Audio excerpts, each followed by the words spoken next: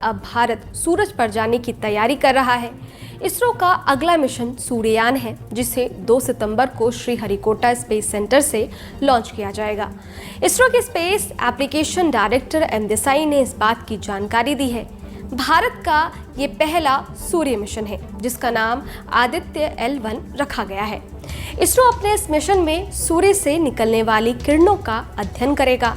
तो चलिए इस वीडियो में सूर्य मिशन के बारे में डिटेल में जानते हैं। सबसे पहले सूर्य मिशन क्या है, सूर्य का शोध क्यों, इस मिशन का लक्ष्य क्या है, ये मिशन कितने समय तक काम करेगा, साथ ही इस मिशन का नाम आदित्य L1 क्यों रखा गया।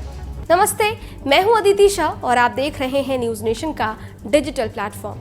हमारा ब्रह्मांड असंख्य तारों से बना है। वैज्ञानिक ब्रह्मांड का भविष्य जानने में जुटे हैं। इसी क्रम में जिस सौर मंडल में हम रहते हैं, उसे समझने के लिए सूर्य को जानना बेहद जरूरी है। सूर्य से जितनी मात्रा में ऊर्जा यानी कि एनर्जी और तापमान निकलता है, उसका अध्ययन धरती पर नहीं किया जा सकता।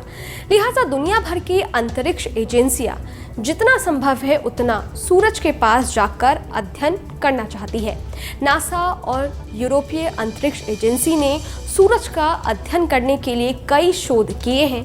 इसरो भी आदित्य L1 के जरिए सूर्य की डिटेल स्टडी करना चाहता है। आदित्य L1 को पृथ्वी से सूर्य की ओर करीब 15 लाख किलोमीटर पर स्थित लैग्रेंज 1 पॉइंट पर पहुंचना है।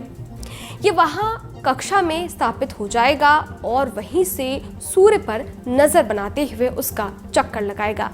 अब लैग्रेंज पॉइंट क्या है वो भी समझ लीजिए। लैग्रेंज पॉइंट धरती और सूरज के बीच की वो जगह है जहां से सूर्य को बगैर किसी रुकावट के देखा जा सकता है।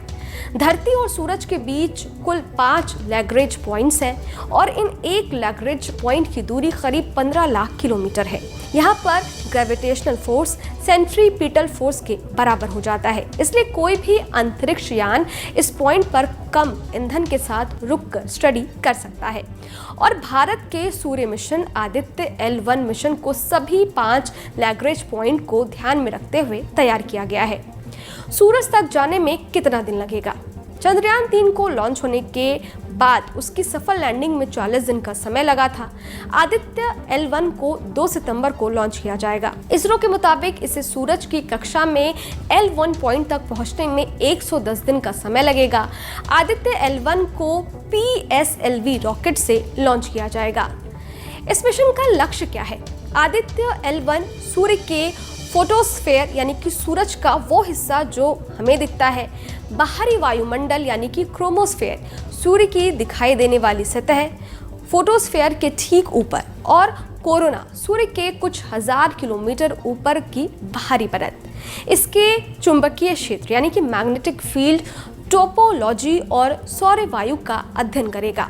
इसरो के मुताबिक इस मिशन का लक्ष्य क्रोमोस्फेयर और कोरोना की गतिशीलता, सूर्य के तापमान, कोरोना के तापमान, कोरोनल मास इजेक्शन, सूरज से निकलने वाली आग या गर्मी के निकलने के पहले और बाद की गतिविधियों, अंतरिक्ष, मौसम समेत कई अन्य वैज्ञानिक पहलुओं का अध्ययन करेगा। मिशन कितने समय तक काम करेगा? इसरो के मुताबिक आदित्य L1 मिशन करीब 5 साल तक सूरज से निकलने वाली किरणों का अध्ययन करेगा। आदित्य L1 में 7 पेलोड्स लगे हुए हैं जो सूरज से निकलने वाली किरणों का गहन अध्ययन करेंगे। आदित्य L1 मिशन को बनाने में कुल 378 करोड़ रुपए की लागत आई है। अब बात कर लेते हैं इस मिशन में क्या क्या कौन कौन सी चुनौतियां हैं। इसरो के सामने सबसे बड़ी चुनौती आदित्य L1 को लैग्रेंज 1 पॉइंट तक भेजने की है, जिसकी दूरी 15 लाख किलोमीटर बताई जाती है। धरती से चांद करीब 3 लाख किलोमीटर की दूरी पर है और वहां तक अपने चंद्रयान को उतारने में भारत को अब जाकर कामयाबी मिली है।